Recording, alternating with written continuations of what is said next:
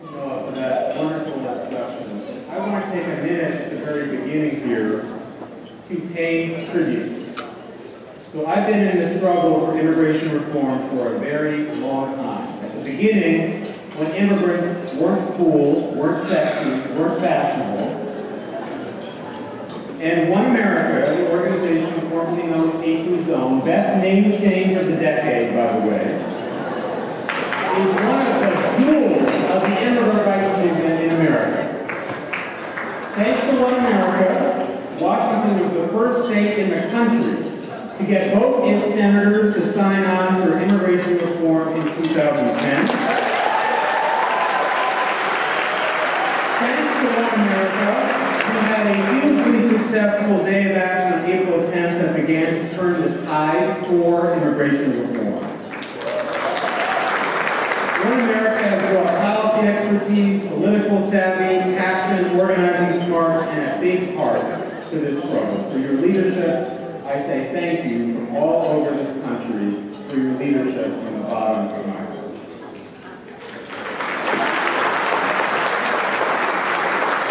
And let's be clear, Camilla Jayapal is one of the very best leaders, organizers, thinkers, and movement strategists working for social justice in the United States of America today. We are lucky to have her in this Washington. I'm sure you do not pay her enough. And we are better off as a country and as a movement, Camilla, for your leadership, persistent, relentless, fearless, humorous, sometimes a little goofy, brilliant, full of love, and full of compassion. Thank you.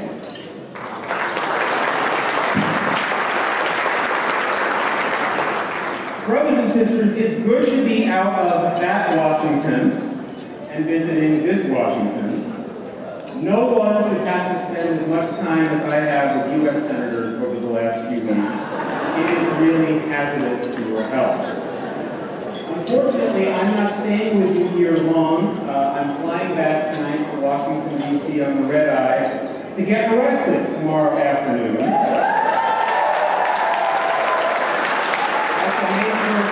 At the White House. It's true. This is my idea of a good time and a fun weekend.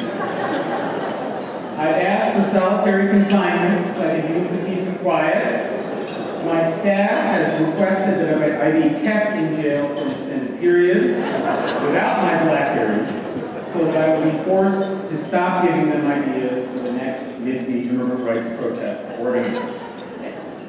So tomorrow, in all seriousness, I, Congressman Gutierrez, and a number of other faith, civil rights, and community leaders will be getting arrested at the White House to demand presidential leadership for immigrant rights.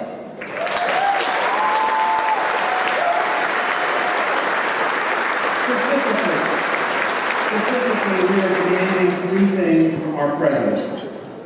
First, that the administration intervene to block the horrendous Arizona law from taking effect.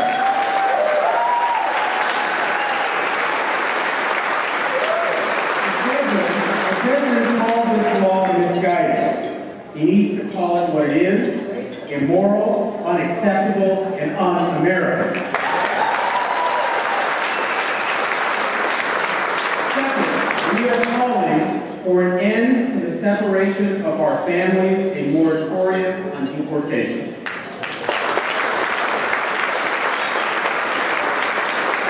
The Obama administration has, I'm sad to say, deported more people in its first year in office than the Bush administration did in its last year in office. It has set an all-time record. 1,100 of our neighbors are deported each and every day.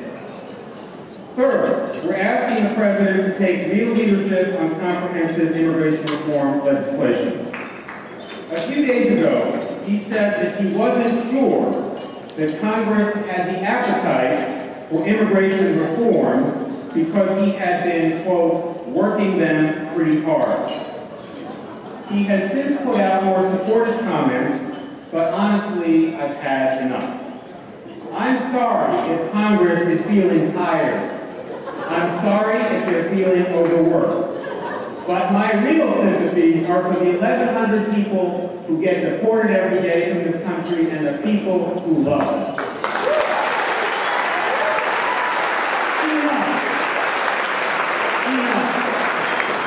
This is our country, and our country is better than this.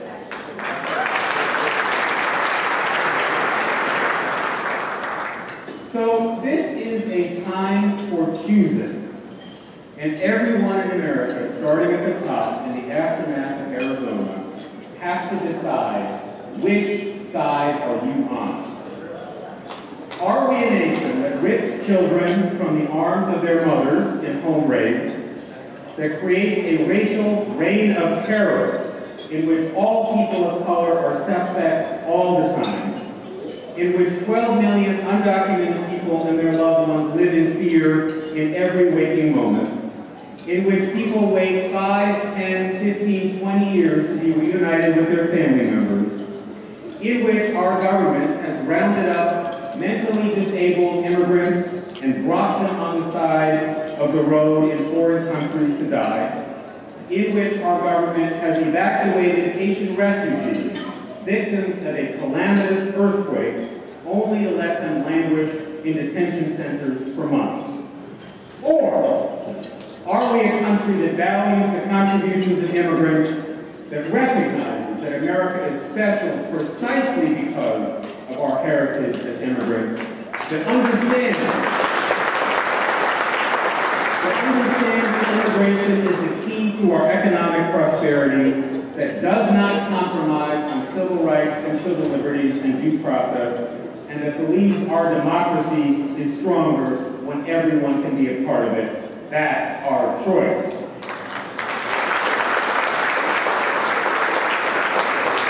Are we Arizona, or are we one America?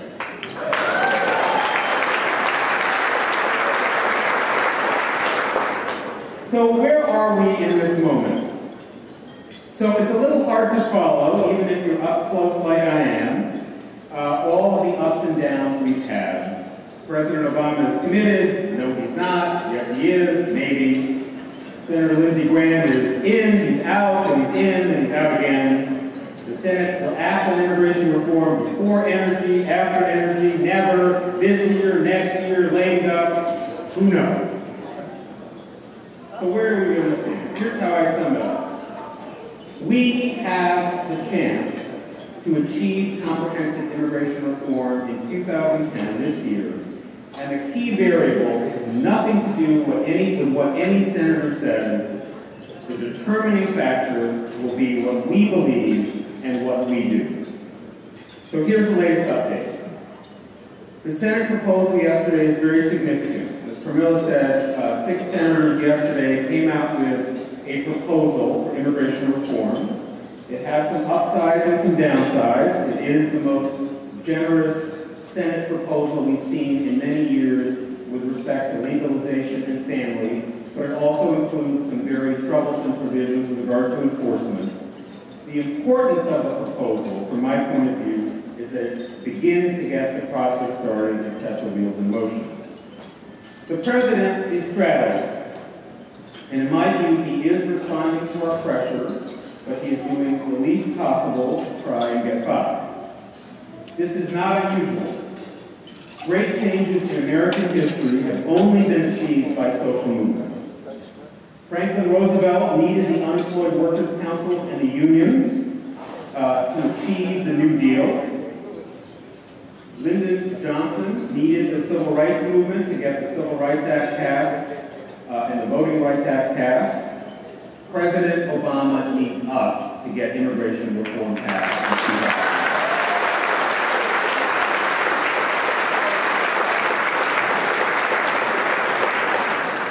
I know he knows this because I was in a meeting with him for over 90 minutes with 10 other immigrant rights advocates from all over the country. This was the same week he gave the President of Russia 30 minutes. He was trying to round up the last votes for health care reform. It was a tough meeting, but at the end of that meeting, he concluded with a story of how A. Philip Randolph, the great African-American labor leader, met with President Roosevelt and explained what the community needed. President Roosevelt said, "I agree with you, now go make me do it." And that's what we've got to do.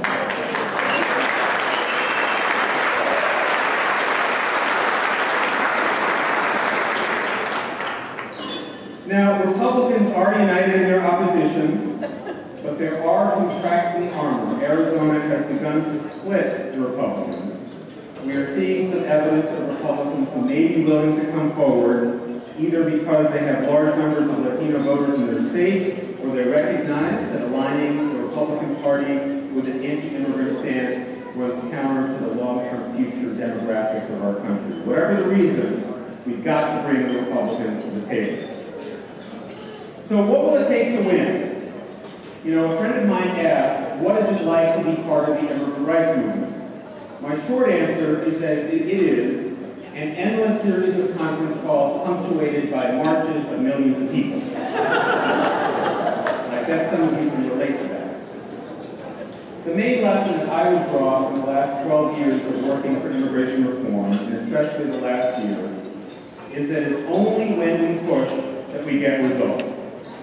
We did a press conference in Washington, D.C. denouncing the administration's record with respect to deportations and enforcement that Camilla played a key part in that resulted in a meeting with the president.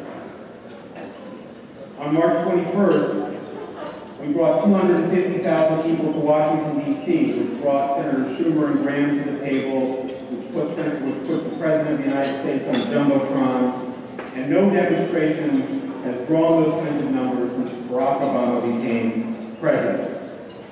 I hope I never have to do something like that in 40 days, but who knows, might have to happen. On April 10th, we saw commitments from senators all across the country, including your senators and Senator Reid and Senator Durbin, to move forward this year. And May 1st, before it's even happened, before anyone has stepped onto the terrain, we've gotten a proposal from Senate Democrats. So in some ways, the lesson of all of this is that the result we will get this year is up to us. As Pramila says, movements don't wait for things to happen, movements make things happen. So we've learned from history that change does not come easily. I think we're closing in, hopefully in the next few months, maybe a little longer, on one of the greatest social justice victories of our lives. It will take more marching and also peaceful civil disobedience, boycotts, as well as the full range of traditional advocacy and organizing strategies that we have done so well for so long in our movement to get us to the promised land. We will have to take some risks, personally, organizationally, and as a movement. But if we have courage, we will have change.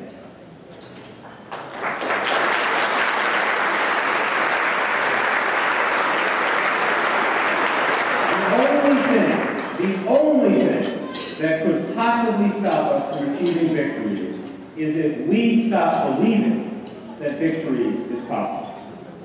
I believe, and I believe because of leaders like you, like Pramila, like OneAmerica, all over this country who are relentless, tireless, ferocious, devoted, and committed. I am honored to be with you tonight, and I want to say thank you from the bottom of my heart for who you are and what you do. History is in our hands. Let's go. Thank you.